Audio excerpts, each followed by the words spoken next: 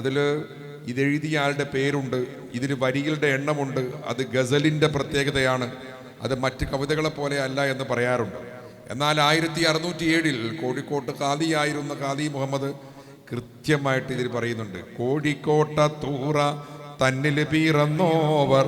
ഇതാരാണ് എഴുതിയത്? ഖാദി മുഹമ്മദ് എന്ന പേരുള്ളവർ. കൊല്ലം 782 ഞാൻ കോർത്തെ ഈ മാലേനെ 155 വരിയാണെന്ന് കൃത്യമായിട്ട് പറയുന്നു. അപ്പോൾ ഞാൻ പറഞ്ഞത്, ഇത് ഭാഷാപിതാവ് തുഞ്ചത്തെഴുത്തച്ഛൻ ആധ്യാത്മരാമായണം എന്ന കാലത്ത്, ഭക്തിപ്രസ്ഥാനം സജീവമായ കാലത്ത് ഇവിടെ സൂഫി തലത്തിൽ കാര്യങ്ങളെ കാണുന്ന ആളുകൾ ഉണ്ടായിരുന്നു എന്നുള്ളതിൻ്റെ തെളിവാണ്. ഖാദി മുഹമ്മദ് പോർച്ചുഗീസുകാർക്കെതിരെ സമരം നയിക്കാൻ വേണ്ടി ഫത്തുഹുൽ മുബീൻ എന്ന അറബി കാവ്യം, ഫത്തുൽ മുഈൻ അല്ല, ഫത്തുഹുൽ മുബീൻ എന്ന അറബി കാവ്യം എഴുതിയ ആളാണ്.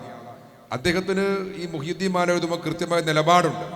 ഈ പുണ്യപുരുഷന്മാരുടെ അവദാനങ്ങൾ വാഴ്ത്തിക്കൊണ്ട് അതിൻ്റെ കാവ്യാത്മകതയൊക്കെ നമ്മൾ പറയുമ്പോൾ, അതിനെ വാഴ്ത്തിക്കൊണ്ട് പറയുമ്പോൾ നമ്മൾ ആലോചിക്കേണ്ട ഒരു പ്രധാനപ്പെട്ട കാര്യം, ഒരു മാല എന്നതിലപ്പുറം ആ നാട്ടിലെ സമൂഹത്തോടാണ് സംസാരിച്ചത്.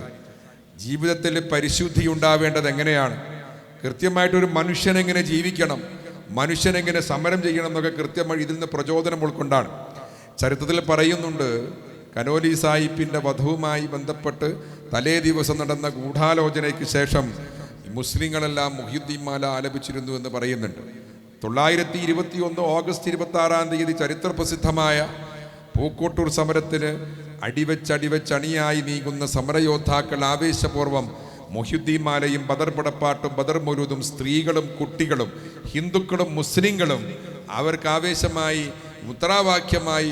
മുദ്രാവാക്യം കണക്കെ ആലപിച്ചിരുന്നു എന്ന് പറഞ്ഞത് ഡോക്ടർ KN പണിക്കരുടെ പുസ്തകത്തിൽ രേഖപ്പെടുത്തിയിട്ടുണ്ട്. അന്നത്തെ ബ്രിട്ടീഷ് ഉദ്യോഗസ്ഥന്മാർ റിപ്പോർട്ട് ചെയ്ത കാര്യമാണ്. അതുകൊണ്ട് തന്നെ ഒരു മാലപ്പാട്ട് എന്നതിലപ്പുറം നമ്മുടെ ജീവിതവുമായി അനുഷ്ഠാനപരമായി ആചാരപരമായി അതിനെ കൊണ്ടു നടക്കുന്നവരുണ്ട്, അതിനങ്ങനെ ഉൾക്കൊള്ളുന്നവരുണ്ട്. അതോടൊപ്പം തന്നെ ഇത് സമരഗാഥം, ഒരു സമരഗീതമായിട്ട് കൊണ്ടു നടക്കിയിട്ടുണ്ട്. അത്രയ്ക്ക് ആവേശപൂർവ്വം പോർച്ചുഗീസുകാർക്കെതിരെ പടപൊരുതാൻ അക്കാലത്ത് ആവേശമുണ്ടാക്കിയ, ഒരു വലിയ ചലനമുണ്ടാക്കിയ ഈരടികളായിരുന്നു മുഹ്യിദ്ദീൻ മാല പോലെയുള്ള കൃതികൾ. അറബി മലയാളത്തിൽ എഴുതപ്പെട്ട പല കൃതികളും അങ്ങനെയാണ്. അങ്ങനെ അറബി മലയാളത്തിൽ ഒരുപാട് മാലപ്പാട്ടുകൾ, അക്കാലഘട്ടത്തിലുള്ള വിഭവങ്ങൾ, അക്കാലത്ത് നമുക്ക് ലഭിക്കുന്ന വിവരങ്ങൾ മതസദസ്സുകളിലൊക്കെയുള്ള വിവരങ്ങളാണ്. അത് വെച്ചാണ് വില്യം ഷേക്സ്പിയർ മാക്ബത്ത് എഴുതിയത് 1606 ആ കാലത്താണ്. ചിലപ്പോൾ അവർ തമ്മിലുള്ള ഒരു പരസ്പര ബന്ധമുണ്ടെന്ന് നമുക്ക് പറഞ്ഞുകൂടാ.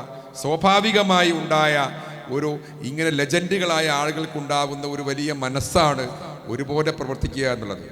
ആ കാലഘട്ടത്തിൽ ഇവിടെ വലിയ ചലനമുണ്ടാക്കിയ മുഹ്യിദ്ദീൻ മാല എഴുതപ്പെട്ടത് അങ്ങനെയാണ്. 25ഓളം ഗ്രന്ഥങ്ങൾ എഴുതിയ ആളാണ് ഈ ഖാദി മുഹമ്മദ് എന്ന് പറയുന്ന ആൾ. അതുപോലെ ഒരുപാട് കവികളുണ്ടായി, റിഫായി മാല ഉണ്ടായി, ഇങ്ങനെയുള്ള മാലപ്പാട്ടുകളൊക്കെ അവിടെ ഉണ്ടായി. അങ്ങനെ ഇതിൻ്റെ ഒരു ചൈതന്യത്തിലാണ് അക്കാലത്ത് ആളുകൾ ജീവിച്ചത്. 100 വർഷങ്ങൾക്ക് ശേഷം പ്രിയപ്പെട്ട കുഞ്ഞായിൻ മുസ്ലിയാരുടെ നൂൽ മദ്ഹ് പുറത്തിറങ്ങി. 129 വർഷത്തിന് ശേഷമാണെന്നോ. ഇതിൻ്റെ ഇടയിലൊന്നും കവിതകൾ ഇറങ്ങിയിട്ടില്ല, പാട്ട് ഇറങ്ങിയിട്ടില്ല എന്ന് പറയാൻ വയ്യ. ഒരുപാട് ഇനിയും അങ്ങനെ പുതിയ തലമുറയിലെ ഗവേഷകന്മാരൊക്കെ കണ്ടെടുക്കേണ്ട കാര്യങ്ങളൊക്കെ ഉണ്ട്. നൂൽ മദ്ഹും കപ്പപ്പാട്ടും വലിയൊരു ചലനം നമ്മുടെ ഉണ്ടാക്കി. മനുഷ്യന്റെ ജീവിതത്തെ ദാർശനികമായ തലത്തിലാണ് കപ്പപ്പാട്ട് കണ്ടത്. കണ്ടിട്ടറിവാനോ കണ്ണില്ല പൊട്ട, കാരുണർച്ചൊന്ന ജൊൽ കേട്ടില്ല പൊട്ട. ഈ കപ്പപ്പാട്ട് പറയാണ് മനുഷ്യന്റെ ജീവിതത്തെ കപ്പലിനോട് ഉപമിക്കുകയാണ്. കപ്പലിൽ യാത്ര ചെയ്തവരുണ്ടാവും. നമുക്കറിയാം, കപ്പൽ എന്ന വാഹനത്തിന് വലിയ സവിശേഷത ഇന്നുമുണ്ട്. സാധാരണ ഒരു വാഹനം പോലെയല്ല. ഒരു വിമാനം പുറപ്പെട്ടാൽ എപ്പോൾ സമയത്ത് എത്തുന്നെന്ന് പറയാൻ പറ്റും. ഒരു ട്രെയിൻ പുറപ്പെട്ടാൽ എത്ര വൈകിയാൽ നമുക്കിതിനൊരു കണക്കുണ്ട്. എന്നാൽ കപ്പലിൽ ദിവസങ്ങൾ വരെ മാറാൻ സാധ്യതയുണ്ട്. ഈ കരയങ്ങ് വിട്ടുകഴിഞ്ഞാൽ കാറ്റിലും കോളിലും തിരമാലകളിലും പെട്ട് കപ്പൽ ശാന്തമായ കടലും ഇങ്ങനെ വല്ലാത്ത ദൂരത്തിൽ തീവ്രമായ തരത്തിൽ പേടിപ്പിക്കുന്ന കടലും കാണും. ലക്ഷ്യസ്ഥാനത്ത് വിചാരിച്ച സമയത്ത് എത്തിക്കൊള്ളണമെന്നില്ല. മനുഷ്യൻ്റെ ജീവിതവും അങ്ങനെയാണെന്നാണ് ഈ കുഞ്ഞായിൻ മുസ്ലിയാർ ദാർശനികമായ തരത്തിൽ കപ്പപ്പാട്ടെക്കുറിച്ച് പറയുന്നത്. നമുക്ക് ഈ കുഞ്ഞായിൻ മുസ്ലിയാർ പലപ്പോഴും ഒരു തമാശക്കാരനാണ് കുഞ്ഞായിൻ മുസ്ലിയാർ എന്ന് ചരിത്രത്തിൽ എവിടെയും തെളിവൊന്നുമില്ല. അദ്ദേഹം ഫിലോസഫറാണ്, കവിയാണ്. ഇനി അങ്ങനെ ഒരു കുഞ്ഞായിൻ മുസ്ലിയാർ ജീവിച്ചിരുന്നിട്ടില്ല എന്ന് ഞാൻ പറഞ്ഞു എന്ന് പറയണ്ട. നമുക്കിങ്ങനെ ഒരു തമാശക്കാരൻ വേണമല്ലോ. നമ്മുടെയൊക്കെ തലമുറയിലുണ്ട് തമാശക്കാർ. നിങ്ങളെ ഈ നാട്ടിൽ തമാശക്കാരുണ്ട്. മുല്ലാ നസറുദ്ദീനുണ്ട്, ഹോജ കഥകളുണ്ട്, തെനാലി രാമൻ കഥകളുണ്ട്, കേരളത്തിൽ നമ്പൂരി ഫലിതങ്ങളുണ്ട്, സർദാർജി കഥകളുണ്ട്. അതൊരു സമൂഹത്തിന് ആവശ്യം. ഞാൻ നേരത്തെ പറഞ്ഞ ഐഡന്റിറ്റിയുടെ ഭാഗമാണത്.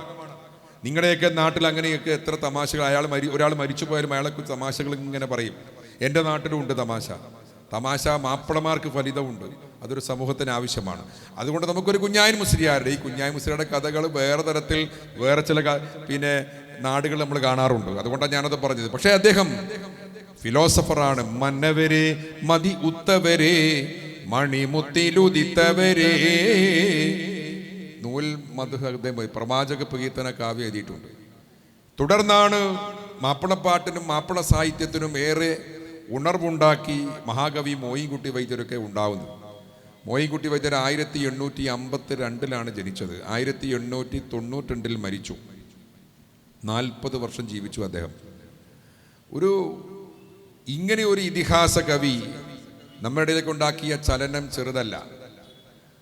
അദ്ദേഹത്തിൻ്റെ മുമ്പും കവികൾ ഉണ്ടായിട്ടുണ്ട്. ഇപ്പോൾ സക്കുവം പടപ്പാട്ടെന്നാണ് അദ്ദേഹം ഇശലുകളൊക്കെ സ്വീകരിച്ചത്.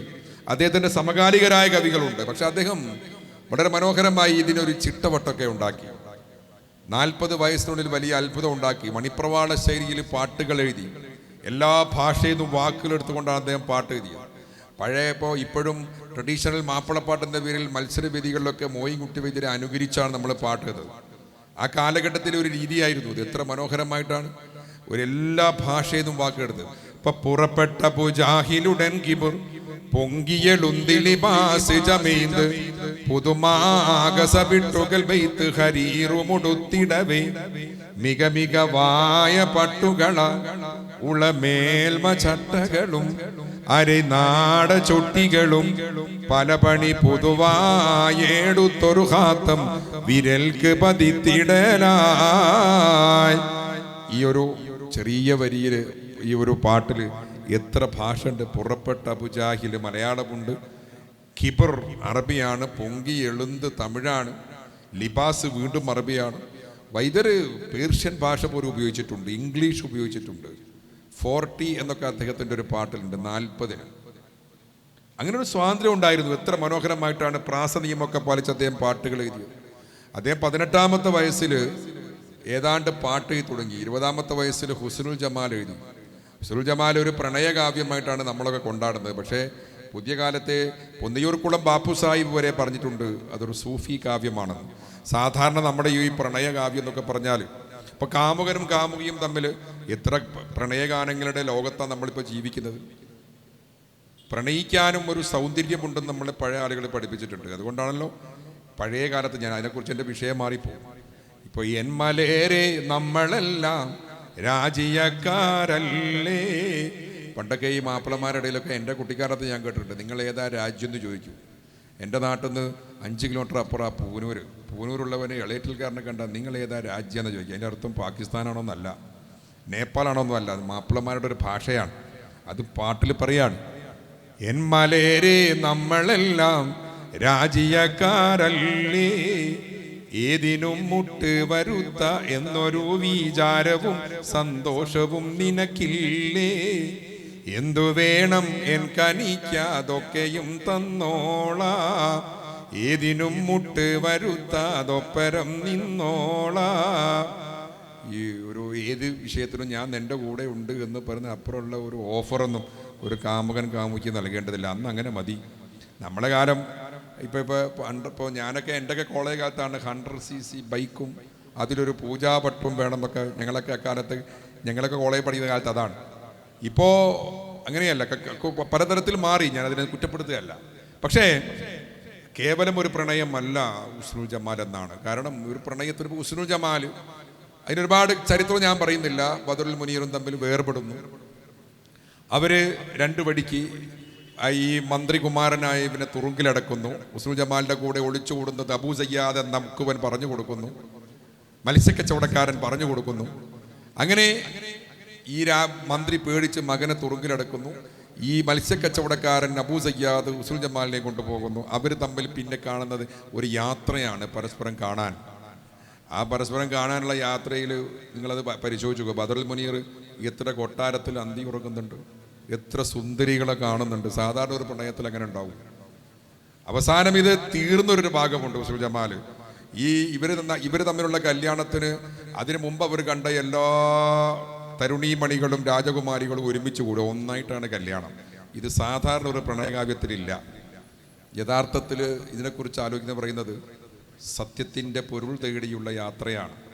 അതിനിടയിൽ കാണുന്ന ഒരുപാട് സംഭവങ്ങൾ അത് പ്രണയകാവ്യമല്ല എന്നല്ല ഞാൻ പറയുന്നത്. ഇനി പ്രണയകാവ്യമല്ല എന്നും ഞാൻ പറയുന്നില്ല. പക്ഷേ കൃത്യമായിട്ട് അതോടൊപ്പം ഒരു സൂഫി കാവ്യം കൂടിയാണ്. ആ ഒരു പ്രണയഗാനം ഒരു പ്രണയം എന്നുള്ള തലത്തിലാണ്, ആ തരത്തിൽ സാധാരണക്കാരന് മനസ്സിലാവുന്ന ഭാഷയിലാണ് അത് എഴുതിയെന്നേ ഉള്ളൂ. പിന്നെ അദ്ദേഹത്തിൻ്റെ ഏറ്റവും പ്രസിദ്ധമായ കൃതിയാണ് ബദർ പടപ്പാട്ട്. അന്നും അവർക്കൊക്കെ ലഭ്യമായ അറിവുകൾ ഇങ്ങനെയുള്ള പ്രണയകാവ്യം തന്നെ അദ്ദേഹത്തിന് ഉസ്മാൻ ജമാലിൻ്റെ കഥ പരിചയപ്പെടുന്നത് കൊണ്ടോട്ടിയിലെ തങ്ങന്മാരുടെ അടുത്ത് നിന്ന് നിസാമുദ്ദീൻ എന്ന് പറയുന്ന ഒരാളാണെന്നാണ് അതിൽ പറയുന്നുണ്ട്, ആ പുസ്തകത്തിൽ പറയുന്നുണ്ട്. ബദറൊക്കെ ഇങ്ങനെ ചരിത്രം ഇങ്ങനെ പറയാണ്. നമ്മുടെയൊക്കെ ഇടയിൽ എൻ്റെയൊക്കെ കുട്ടിക്കാലത്ത് ഞാൻ കേട്ടിട്ടുണ്ട്. ഞാൻ ഇപ്പോൾ അത്ര സജീവമല്ല എൻ്റെ നാട്ടിലൊന്നും. ബദർ യുദ്ധം ഇവിടെ നടക്കുന്നത് പോലെ ആളുകൾ മുമ്പിൽ അവതരിപ്പിക്കും. അതിന് കാരണം ഇതിൻ്റെ സങ്കീർണമായ ഭാഷാപ്രയോഗങ്ങളും മറ്റുമാണ്. ആളുകളുടെ മുമ്പിൽ അവതരിപ്പിക്കുകയല്ലേ ബദർ യുദ്ധം ഇവിടെ നടക്കുന്നത് പോലെ. നിങ്ങൾ ആലോചിച്ച് നോക്ക്. ഇപ്പൊ കേളു നീ സുതതൈ വേണ്ടുക മനം ബെയ്തവനെങ്കിൽ ക്ഷണം ഇപ്പോൾ പൊരുതുവതുക്കിരണം വാടുമ്മ ഉമ്മുൽ ഖുറാവിന്ന് ബന്ധവരാകിടണം ഭംഗിശമെങ്കിൽ നീ ഒരുത്തൻ ഭവിത്തെടുത്തുള്ള ഗുണം. ഇതൊക്കെ ആ രംഗങ്ങൾ ഇങ്ങനെ പറയാം. നമ്മുടെ മുമ്പിൽ മുഹാജിറുകളോടെ ഞങ്ങൾ യുദ്ധം ചെയ്യാനുള്ളൂ, അൻസാരികളോടില്ല. കലകത്തിക്ക് ഇപ്പോൾ വയ്യില്ല നമ്മൾക്ക് ഹരിജ് മുഹാജിറുകളാ. അൻസാരികളോട് പറയാണ് നമ്മളെ പോലെ പ്രശ്നമൊന്നുമില്ല, നിങ്ങൾ മുഹാജിറുകൾ പുറപ്പെടും.